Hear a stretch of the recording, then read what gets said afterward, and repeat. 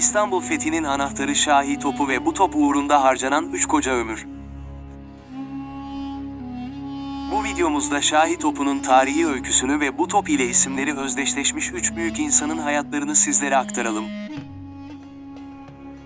Mimar Müslihiddin Ağa, Saruca Paşa ve Urban Usta, fethin anahtarı niteliğinde olan Şahi topunun çizim ve üretimini yapan 3 önemli isimdir.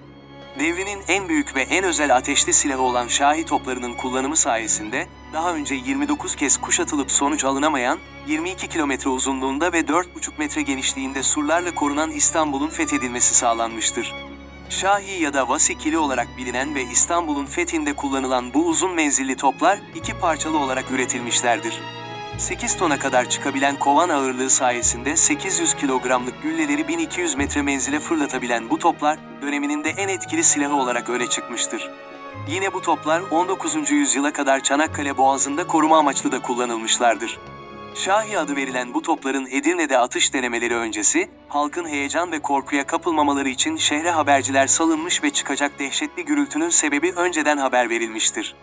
Bu efsanevi toplar 1452 senesi Ocak ayının sonlarında Edirne'den yola çıkarılmış ve ancak 2 ay sonra İstanbul önlerine getirilebilmiş ve kuşatmada kullanılmıştır. Balistik, menzil, ağırlık, fırlatma ve tesir gücü gibi konularda eşsiz olan bu topların planlanmasında, çizimlerinin yapılmasında, balistik hesaplamalarında ve dökümünde ise 3 önemli isim göze çarpar.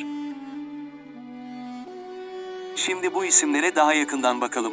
Mimar Müslihiddin Ağa, kendisi dünyanın en uzun taş köprüsü olan ve bugünkü Uzunköprü ilçesine adını veren tarihi Uzunköprü'nün mimarıdır. Yine Rumeli Hisarı'nın yapımında da mimar olarak görev alan bu ünlü isim, Fatih Sultan Mehmet'in de fethe giden yolunda en yakınındakilerden biri olmuştur. Bazı kaynaklarda Şahi toplarının çizim aşamasında Saruca Paşa ile görev aldığı belirtilen Müslihiddin Ağa, bazı kaynaklarda ise İstanbul kuşatmasında kullanılan 4 adet Şahi topundan 3'ünün dökümünü Saruca Paşa ile birlikte yapmıştır. Ancak bu konuda biz, daha baskın görüş olan Şahi toplarının çizim ve balistik hesaplamalarında Mimar Müslihiddin Ağa ile Saruca Paşa'nın öne çıktığını, bu topların dökümünün ise, kendisi büyük bir top döküm ustası olan Macar asıllı Urban Usta tarafından yapıldığı görüşüne katılıyoruz. Yine bu noktada önemli belirtelim ki, kendisi zamanının çok ötesinde bir vizyona ve dehaya sahip olan Fatih Sultan Mehmet Han'ın, Şahi toplarının çizimlerinden balistik hesaplamalarına dek birçok önemli aşamasını bizzat gerçekleştirdiği de bazı tarihçiler tarafından öne sürülür. Saruca Paşa ise, askeri geçmişi 2. Murat dönemine kadar uzanan son derece önemli bir devlet adamı ve Fatih Sultan Mehmet'in tahta çıkmasından sonra divanda da yer almış bir vezirdir.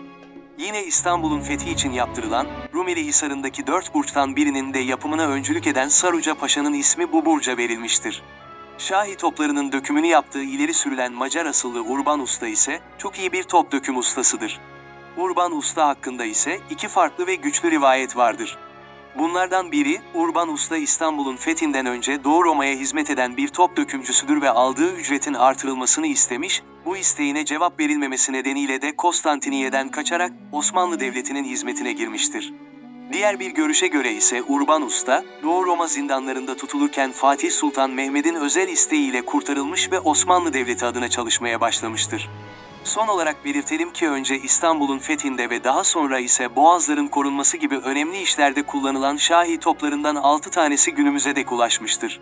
Günümüze ulaşan bu toplardan en büyüğü, 1866 yılında Sultan Abdülaziz tarafından İngiltere Kraliçesi Victoria'ya hediye edilmiş ve bugün hala Kraliyet Cephanesi koleksiyonunun bir parçası olarak sergilenmektedir.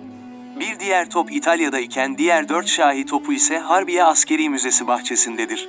Yeni içeriklerimizden anında haberdar olabilmek için kanalımıza abone olarak bildirim zilini açabilirsiniz. Sağlıkla ve mutlulukla kalın.